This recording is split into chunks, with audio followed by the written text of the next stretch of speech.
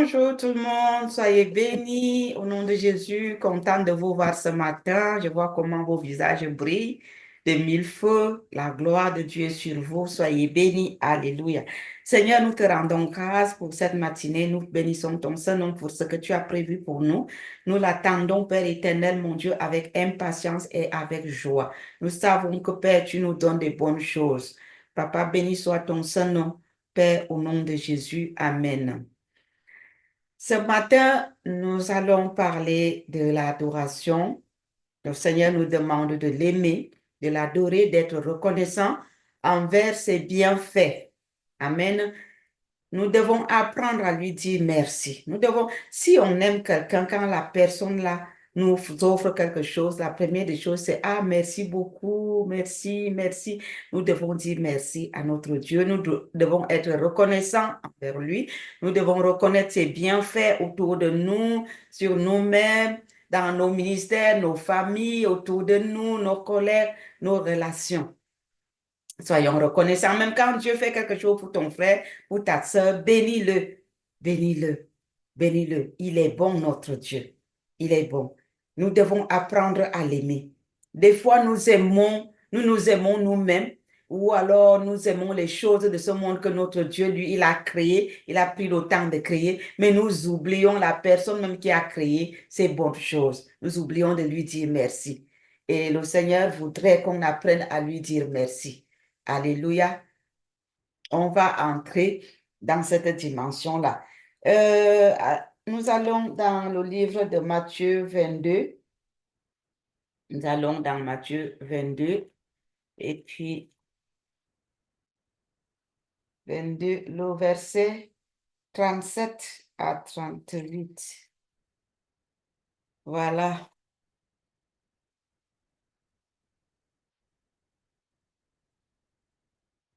22, 37 à 38. Et puis je lis au nom de Jésus. Alléluia. Et tu es merveilleux. Jésus lui répondit, tu aimeras le Seigneur ton Dieu de tout ton cœur, de toute ton âme et de toute ta pensée. C'est le premier et le plus grand commandement. Alléluia. Tout réside dans l'amour. Quand on aime un enfant, qu'est-ce qu'on fait? On l'apprécie. Quand on aime une amie, une copine à nous, une sœur, qu'est-ce qu'on fait? On l'apprécie. Quand on aime un frère, un père, son pasteur, son leader, qu'est-ce qu'on fait? On dit des bonnes choses de lui. Ah, mon père là, il est comme ça, il est ceci, ma mère, elle est comme ça, elle est ceci. Moi, j'aime ma mère spirituelle et chaque fois, je, je saoule mon mari avec ah, ma maman est ceci, ah, maman, elle est cela. Elle, ce n'est pas qu'elle est parfaite, hein. Elle a aussi ses défauts et je l'aime avec tous ses défauts, je la soutiens. Voilà. Mais je mets en première loge ses qualités. Combien de fois notre Dieu, lui, il est même un agneau sans défaut. Donc nous devons l'aimer encore plus et lui dire des bonnes choses. L'adoration ouvre le cœur de Dieu. Il est dit dans sa parole qu'il siège au milieu de la louange et de l'adoration. Quand il est là, quelle est la porte qui peut encore être fermée? Quelle est la maladie qui peut lui résister? Quelle est la situation qui peut lui résister? Aucune situation ne peut résister en sa présence. Quand il est là, la délivrance s'accomplit. Les maladies s'enfuient. Les guérisons prennent naissance. Les situations sont transformées. Dieu nous attend quelque part en cette fin d'année. Le Seigneur voudrait qu'on entre dans un programme d'adoration sans fin. Nous devons entrer dans ce programme, c'est pour notre bien. Nous représentons son Église. Nous représentons son épouse. Il a établi les anges autour de nous qui courent avec nos paroles. Nous allons adorer l'Éternel notre Dieu. Les anges vont courir avec cette adoration dans toutes les nations. et toute l'église entière, son épouse, sera en train de l'adorer. Nous sommes une représentation de Dieu sur la terre. Et il nous utilise comme point de contact pour parler à son église. Et ce que nous décrétons, ce que nous déclarons en son nom, ces anges courent avec sur toute la terre, dans toute son église. Le moment est arrivé où Dieu veut manifester sa puissance, sa gloire promise pour cette église de la fin des temps. Nous sommes arrivés en ce moment-là. Il est temps de faire ce qu'il nous demande de faire, ce qu'il nous commande de faire. Il est temps d'entrer dans cette dimension d'obéissance. Il est temps de se sacrifier.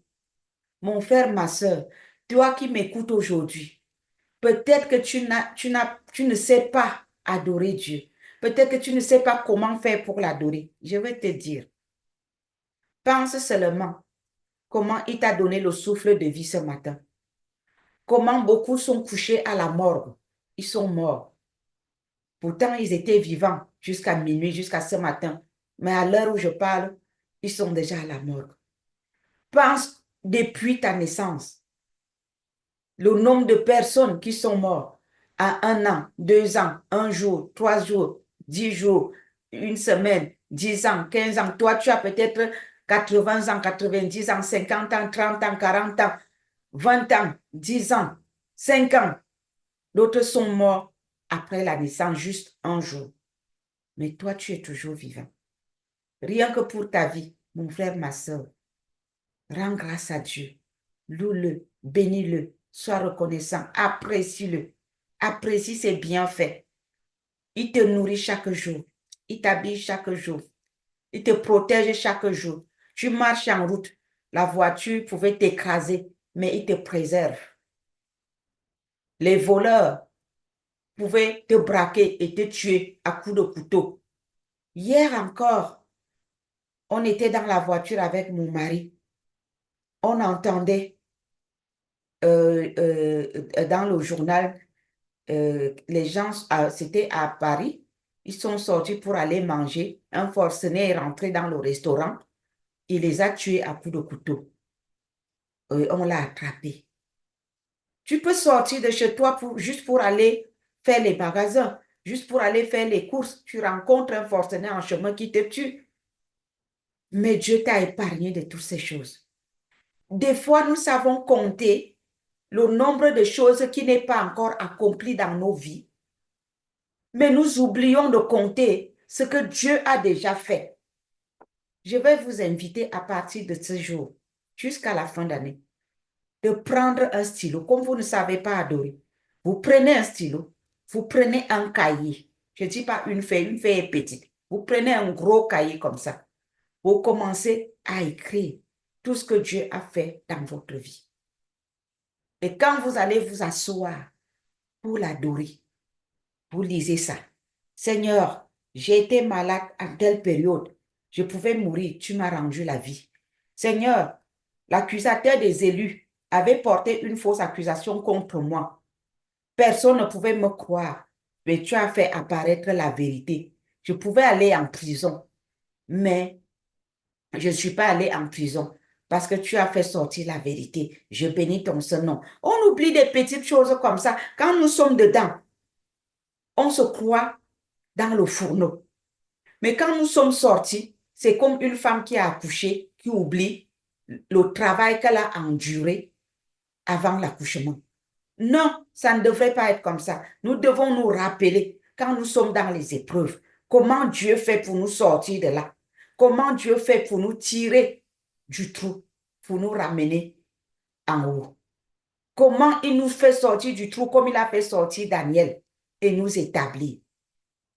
Il y a des situations que si Dieu ne te délivre pas de ça, tu as beau expliquer, personne ne peut te croire. Mais quand tu t'en sors, tu oublies. Et tu commences à dire à Dieu, j'attends que tu fasses ceci. Dis déjà merci pour ce qu'il a fait et il fera le reste. À partir d'aujourd'hui, je vais t'inviter à acheter un gros cahier, prendre ton stylo, commencer à écrire des petits événements, les choses dont tes parents t'ont raconté. Peut-être ils t'ont dit que tu étais maladive quand tu étais petite, mais ce n'est pas par ta propre force que tu as grandi jusqu'à atteindre l'âge où que tu es. Tu écris tout ça. Il y en a qui manquent de quoi manger. Tu manges à ta faim chaque jour avec ta famille. Tu dois remercier le Seigneur. Il y en a qui boivent un gobelet d'eau, même ils manquent d'eau. Ils ont soif, mais ils ne trouvent pas d'eau. Imaginez ceux qui sont dans le désert. Ils essaient de creuser des fosses pour trouver de l'eau, mais l'eau là est même jaune. Elle n'est pas potable.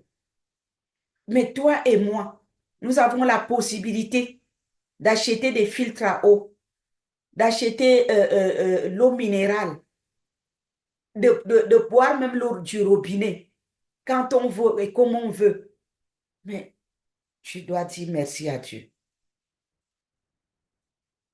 Ce n'est pas difficile d'adorer Dieu. Souviens-toi de ses bienfaits autour de toi et dans ta propre vie et commence à le remercier. Pour ton propre pays, pour ton quartier, là où tu habites. Il y a des quartiers qui prennent feu. Quelqu'un, on ne sait pas, le feu sort de nulle part, toutes les maisons brûlent.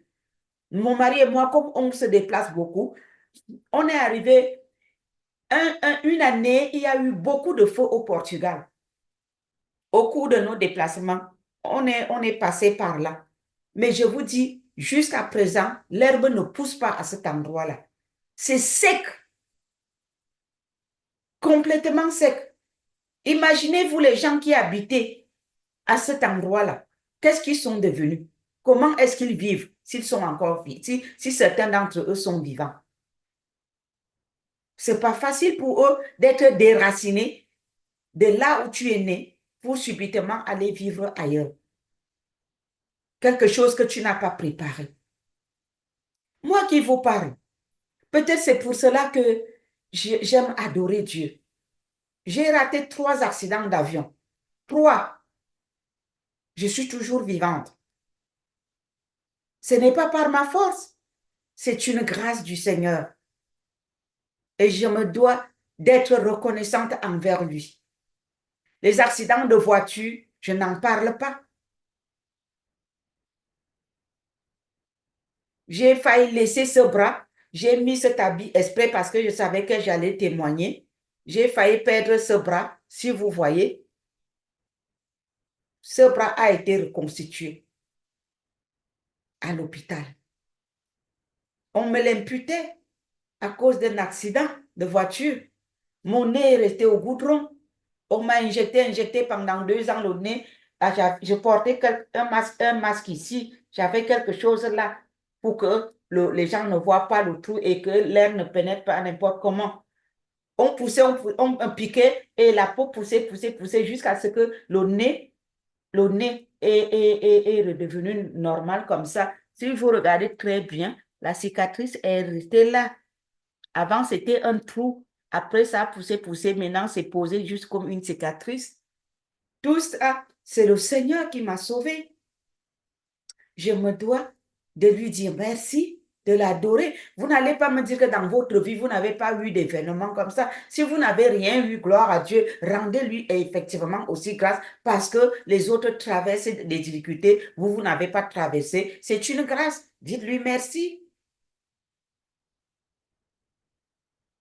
J'ai failli, par je crois, 2 agressions.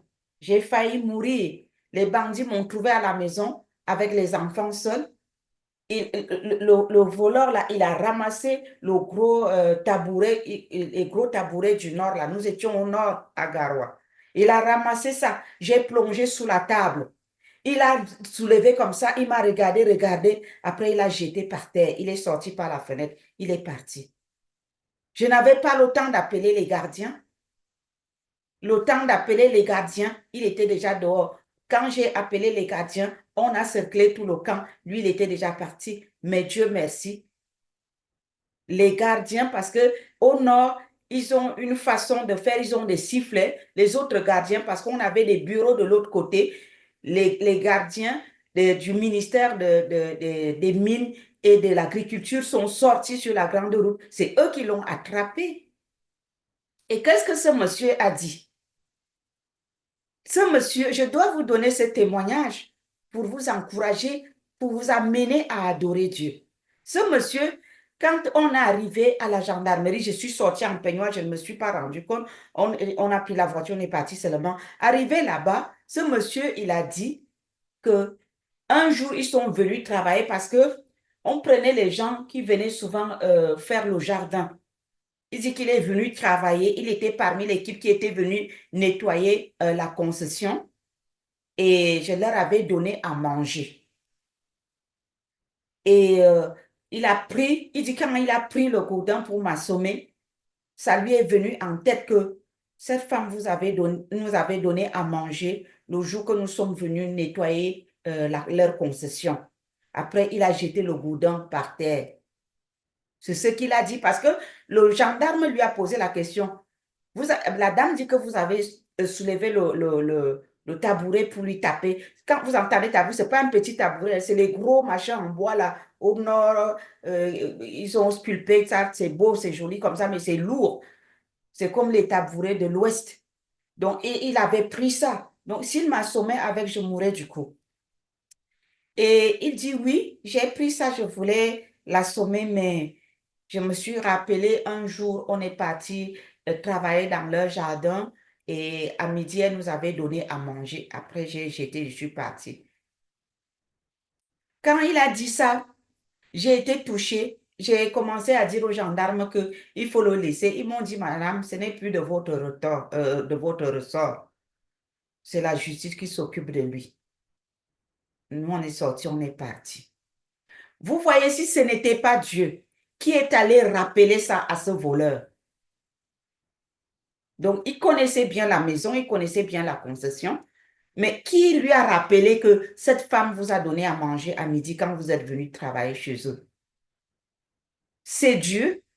Et pourquoi Dieu a fait cela? Parce qu'il voulait sauver ma vie. Un autre jour, je rentrais de chez de son grand frère. À ça, il était 18h30, 19h comme ça. Et je suis descendue à l'hôtel Paradis pour aller chez moi à la maison en Rousseau. Et le quartier n'était pas encore habité comme maintenant, parce que nous, on était les premières personnes qui ont habité le coin. Donc, à certains moments, il y avait un peu des buissons, il n'y avait pas de maison. Quand je venais, j'ai eu peur, j'ai eu la personne, il avait un bâton en main. Mais je ne pouvais plus faire demi-tour parce que c'est le chemin pour arriver à la maison. J'ai dit, Seigneur, tu me protèges.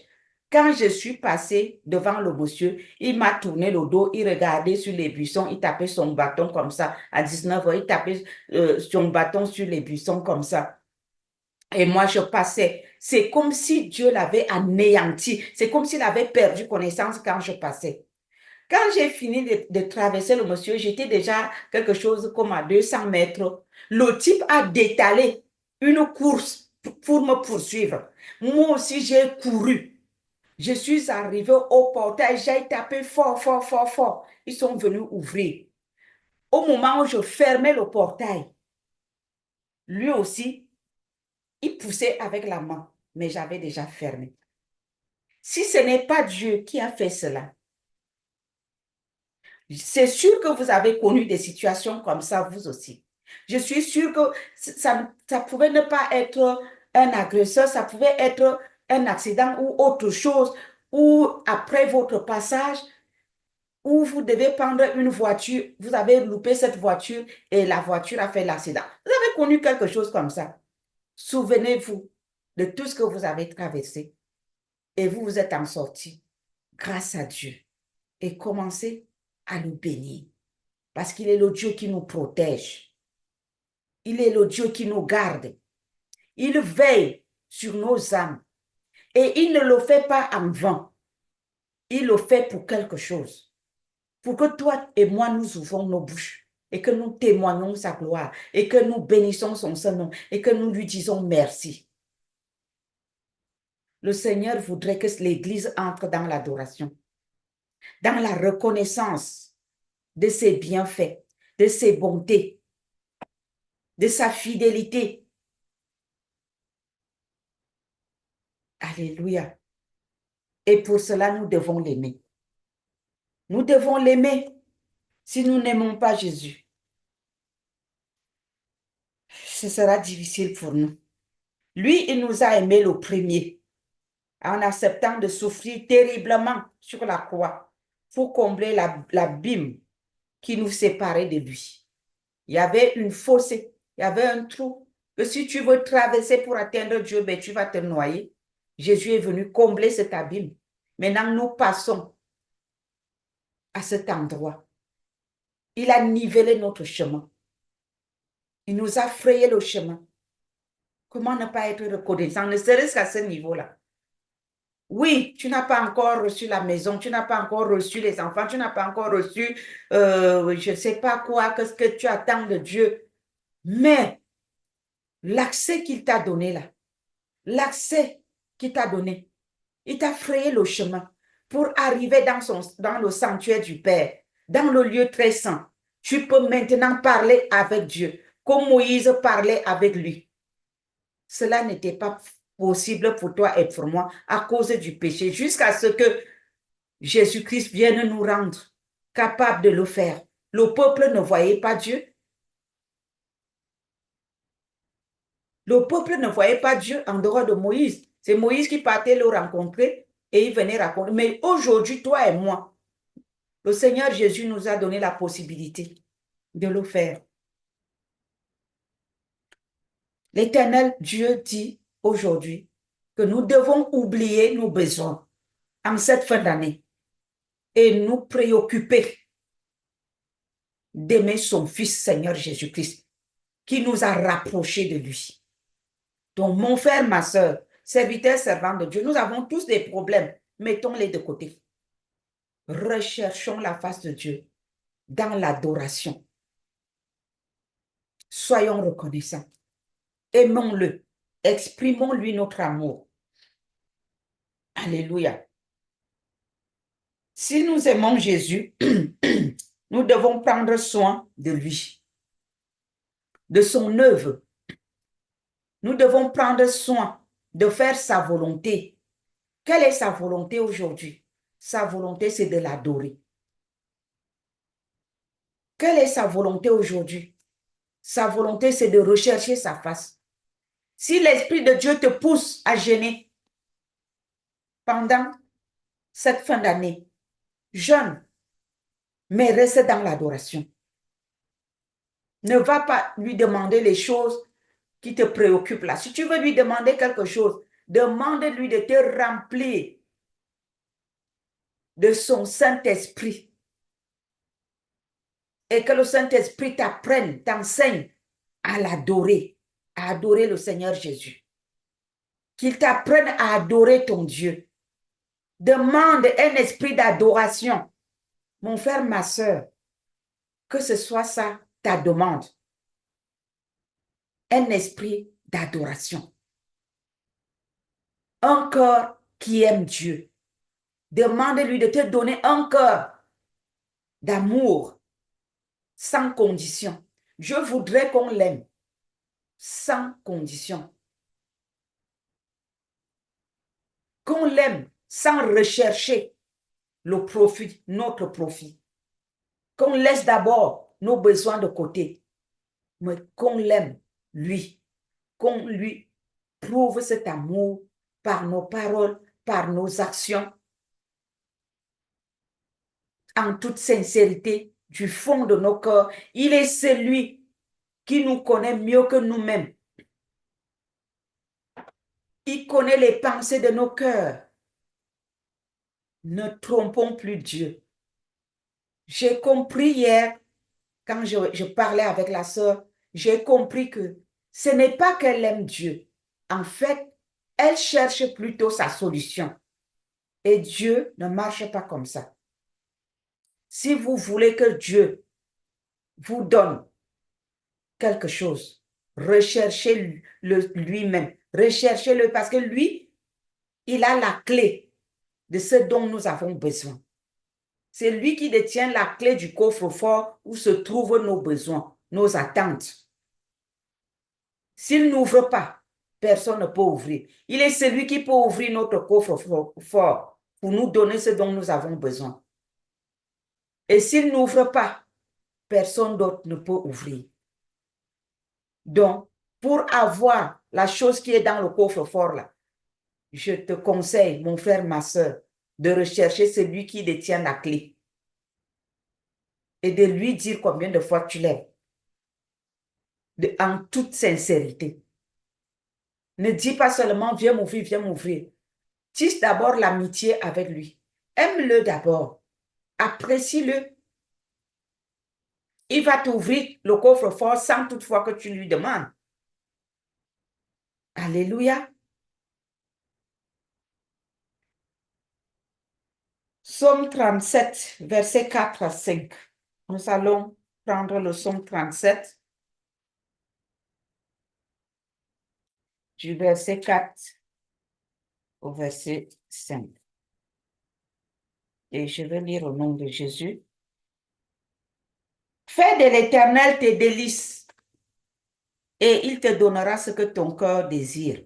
Recommande ton sort à l'Éternel, mets en lui ta confiance, et il agira.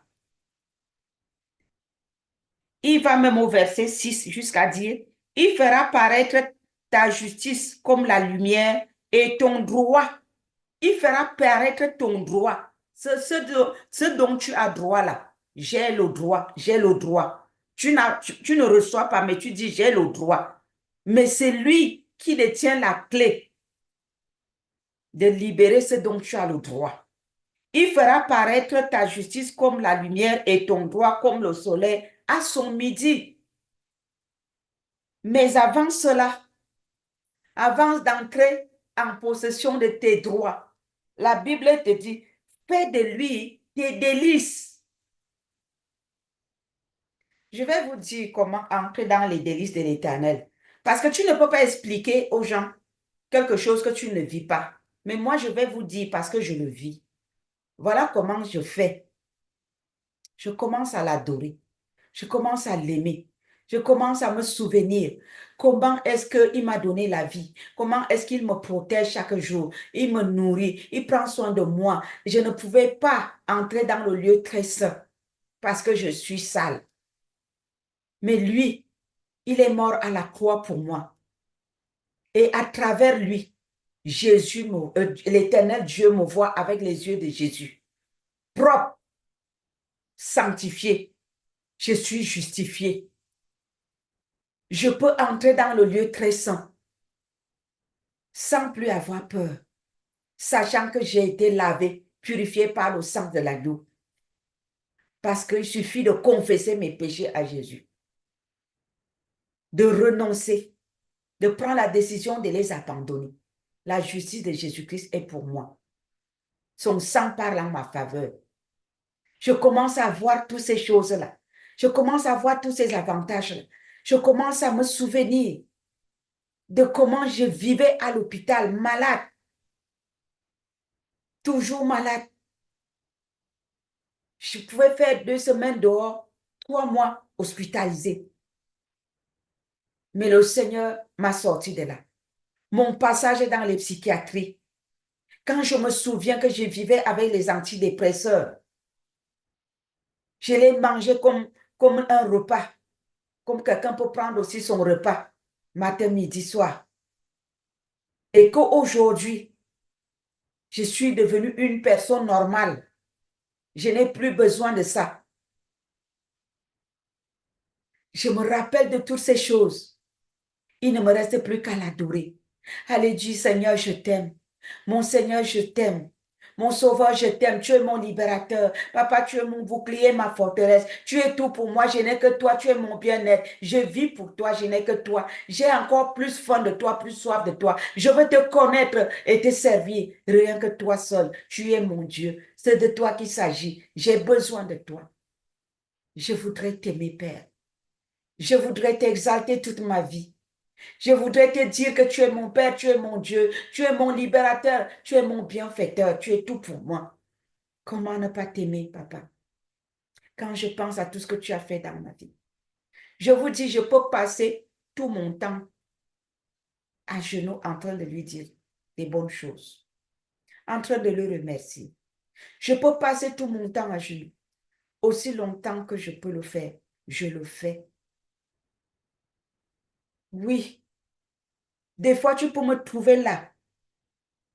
Je ne parle pas, mais je suis en train de parler avec lui dans mon esprit, dans mon cœur, en train de lui dire les choses. Je peux commencer par des paroles. Après, la parole même ne sort plus. Je parle au-dedans de moi là-bas. Je parle. Je l'adore. Mon frère, ma soeur, nous avons plus d'une raison pour adorer Dieu. Et le Seigneur nous invite en cette fin d'année d'entrer dans cette adoration sans limite, une adoration profonde. Nous avons l'habitude de prendre le jeûne de 21 jours avant la fin d'année. Cette fois-ci, c'est différent. Pendant que je m'inquiétais, je disais, Seigneur, nous allons nous déplacer pour aller célébrer le mariage de aller bénir le mariage de notre fille en Argentine. Comment est-ce que je veux faire? La période de jeûne va me trouver étant là-bas. Je ne peux pas commencer le jeûne étant dans cette cérémonie où nous sommes impliqués nous-mêmes à célébrer. Je ne savais pas qu'il avait déjà établi son plan. Le plan de Dieu, c'est rentrer dans l'adoration jusqu'à la fin d'année. C'est plus que 40 jours de jeûne. Et n'oubliez pas, adorer Dieu, c'est prier 2 fois. Je répète, adorer Dieu, c'est prier Dieu 2 fois. L'adoration est le double de la prière. J'espère que vous avez bien suivi. Adorer, c'est prier 2 fois. Et Dieu nous demande de rentrer dans une phase d'adoration jusqu'à la fin d'année, à partir de maintenant. C'est plus que 40 jours. C'est plus de 40 jours d'adoration que nous allons faire. Vous allez adorer, nous allons adorer Dieu dans tous les sens. Si le chant vient, ça va venir par le Saint-Esprit. Tu vas chanter, tu vas l'adorer. Si c'est les paroles, tu vas les dire. Si c'est en langue, tu vas le faire. Et quand cet esprit d'adoration va s'incarner en nous, vous-même, vous allez voir la gloire de Dieu qui va se lever dans l'Église que nous sommes, nous tous. Le Dieu qui arrose est lui-même arrosé. Nous ne pouvons pas représenter l'Église de Jésus et la gloire de Dieu descend dans l'Église sans passer par nous. Ça, il faut bien le comprendre. Ce que vous faites, faites-le de tout cœur, sachant que vous en bénéficierez aussi. Adorez Dieu pour son Église, pour les âmes qui sont venues à Christ, pour les âmes qui sont devenues disciples du Seigneur, pour les âmes qui préparent l'arrivée de Jésus-Christ, parce que l'épouse de Christ se prépare dans les nations. Il y en a qui l'adorent en esprit et en vérité, qui le recherchent du fond de leur cœur, en esprit et en vérité, qui ont la crainte de Dieu. Adorez Dieu pour la vie de ces hommes et ces femmes-là. Adorez Dieu pour la vie des enfants de Dieu, qui le recherchent en esprit et en vérité, qui ont la crainte de Dieu, qui marchent dans la sanctification, qui marchent dans la consécration. Adorez Dieu pour leur vie. Adorez Dieu pour les vrais serviteurs et servants de Dieu en ces temps de la fin, qui font face à beaucoup de défis parce qu'ils prêchent la sanctification, parce qu'ils prêchent la vérité, parce qu'ils prêchent la consécration, parce qu'ils prêchent la repentance. L'église se vide, les calomnies montent et descendent contre leur vie, mais ils sont toujours alignés dans la vérité, adorer Dieu pour leur vie. Peuple de Dieu,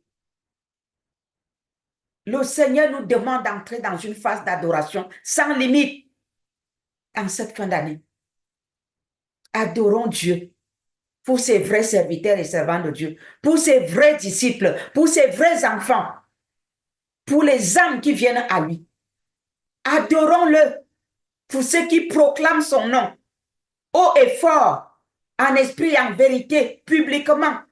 La parole de Dieu nous dit, Jésus nous dit dans sa parole que si nous le reconnaissons publiquement, il nous reconnaîtra aussi publiquement devant Dieu le Père. Mais si nous le renions, il nous reniera aussi devant le Père. Adorons Dieu pour ceux qui assument la vie de la sanctification, de la consécration, de l'obéissance, de la soumission. Ceux qui prêchent la repentance et qui marchent dans l'évangile de repentance.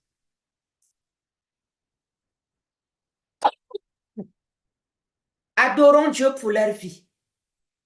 Ce n'est pas facile. Ce n'est pas un évangile que l'on acclame en ces fins de temps. C'est un évangile que si tu n'es pas déterminé, si tu n'es pas vendu pour Christ, tu ne peux pas accepter vivre dans une église qui prêche la sanctification et la repentance. Parce que la repentance révolte les cœurs. Lorsqu'on dit à une âme de se repentir, la personne se dresse comme un serpent. Et tout ce qui lui reste à faire, c'est de partir de ce lieu-là et d'aller ailleurs, là où on va lui dire, on te met l'huile sur ta tête, vis ta vie, tu iras au ciel.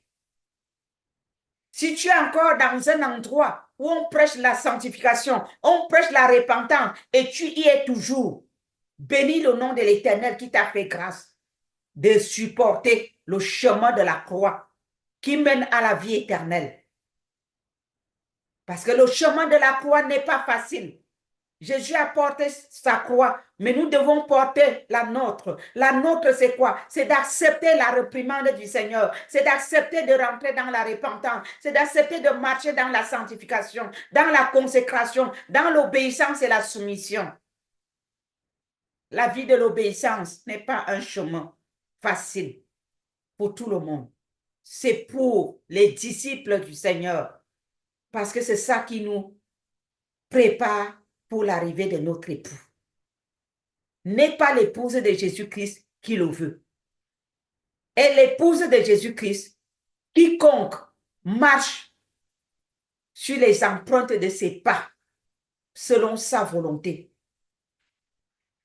Et l'épouse de Jésus-Christ, celui-là qui a accepté de renoncer à son ego, à ses passions, à sa chair.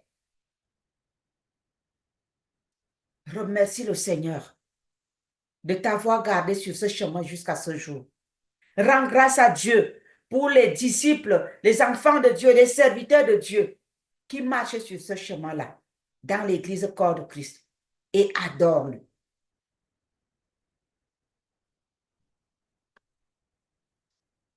La Bible dit, si l'Éternel ne bâtit une maison, c'est lui qui l'a bâti en vain. En vain nous nous levons, en vain nous nous couchons. Mais ceux qui aiment l'Éternel, ils obtiennent leur bénédiction pendant qu'ils dorment. Ils dorment où? Dans le repos de l'adoration. Laisse tes problèmes, entre dans le repos. Dors dans l'adoration. Entre dans l'adoration. Vide ta tête de tes problèmes, de tes soucis, de tes besoins. Entre dans l'adoration. Libère-toi, mon frère, ma soeur. Entre dans le repos de l'adoration. Laisse d'abord le sac des problèmes que Satan vient te présenter au réveil, même dans ton sommeil. Dépose tout ça. Préoccupe-toi d'adorer Dieu pour ses bienfaits, pour son amour, pour sa patience envers nous, ses enfants, pour qui il est dans notre vie, pour ce qu'il fait et qu'il accomplira encore avec nous en ces fins de temps. Et adore-le. et tu verras sa gloire au nom de Jésus. C'est Dieu qui nous positionne. Nous ne pouvons pas nous positionner nous-mêmes. Et pour qu'il nous positionne, il faut que nous soyons aussi positionnés dans son cœur. Alors, recherche ta position dans le cœur du Seigneur. Et alors, sa main te positionnera là où tu veux, au-delà même de tes attentes. Parce que ce que nous attendons de Dieu est petit comme ça, mais ce que lui, il nous donne est grand comme ça. Grand comme ça, là. Nous misons petit, croyant que c'est grand. Mais quand nous sommes positionnés dans son cœur, il nous donne comme ça. Grand, énorme. Voilà l'instruction que le Seigneur nous a donnée, nous tous, et dont je voulais partager avec vous. Peuple de Dieu, tous ensemble, entrons dans l'adoration. Souvenons-nous de ses bienfaits. Je vous ai témoigné certaines étapes de ma vie où le Seigneur m'a tiré de là, à main forte et à bras étendus. Il n'a pas changé. Il est le même. Le Dieu qui a fait toutes ces choses pour moi, il peut le faire pour vous. Je ne vous ai pas raconté l'accident de voiture que je vous ai montré ici. Je mourrais à cet accident où le nez est resté au goudron, le bras broyé. J'ai passé 2 ans pour récupérer ce bras en physiothérapie, 2 ans pour que le nez pousse, pour que mon nez repousse. Vous avez des choses comme ça dans vos vies. Vous avez des épreuves comme ça que vous avez eu à traverser. Et peut-être que vous n'avez pas encore fini de traverser. Mais entrez dans cette adoration, vous verrez la gloire de Dieu. Vous verrez sa main. Souvenez-vous de tous ses bienfaits, même des petites choses comme ça. Peut-être tu as laissé la marmite au feu. Tu ne pensais plus, mais tu es revenu. Mais la maison n'a pas pris feu. L'eau a tari. Combien de personnes oublient les marmites au feu? Par derrière, la maison prend feu. Parce que l'eau a tari et toute la maison a brûlé. Mais toi, tu es revenu trouver ta marmite comme ça. La maison n'a pas pris feu. Il y avait la fumée partout, mais la maison n'a pas pris feu. Il y a des situations comme ça que le Seigneur vous révèle. Si vous avez eu à oublier, demandez au Saint-Esprit, il va vous le révéler. Seigneur, je prie. Je prie que tu révèles à ton peuple tous tes bienfaits, Seigneur. Qu'ils apprennent, Père éternel, mon Dieu, à écrire, à inventorier, Seigneur, tout ce que tu leur as fait dans leur vie, à mentionner cela, noir sur blanc, dans leur cahier, et qui se mettent à te louer, à t'adorer, à te célébrer, à te témoigner leur reconnaissance. Seigneur, imparte un esprit d'adoration et de reconnaissance dans le cœur de ton peuple, ton Église, corps de Christ. Nous te prions au nom de Jésus. Donne à ton Église de t'aimer et le Saint-Esprit fera le reste pour qu'ils puissent être reconnaissants envers toi. Et que nous puissions tous ensemble t'adorer en esprit et en vérité. Mais en premier, ton amour dans nos cœurs. Imparte nos cœurs de ton amour. Apprends-nous à t'aimer. Il s'agit de toi, papa. Nous voulons t'aimer, toi et toi seul. Sois le premier et le dernier dans nos cœurs. Seigneur, le commencement et la fin. Prends possession des cœurs de ton peuple, tes disciples, tes enfants, ton épouse, ton église. Nous sommes ton épouse, papa. Nous voulons t'aimer.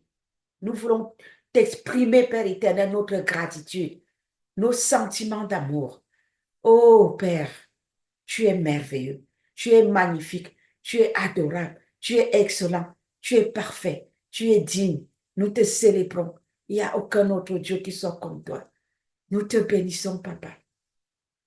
Reçois la gloire, reçois l'honneur, reçois l'adoration, pour toujours et à jamais. Dans la vie, Père éternel, mon Dieu, de tous ceux qui vont m'écouter, qui vont écouter, entendre ta voix à travers ma bouche, qu'ils soient tous saisis par cet esprit d'adoration. Au nom de Jésus. Amen. Amen. Que le Seigneur vous bénisse. Amen. Qu'il vous fasse du bien, qu'il vous fortifie, qu'il se révèle à vous, qu'il vous donne l'onction de l'adoration au nom de Jésus et que sa gloire se lève dans chacune de vos vies. Amen.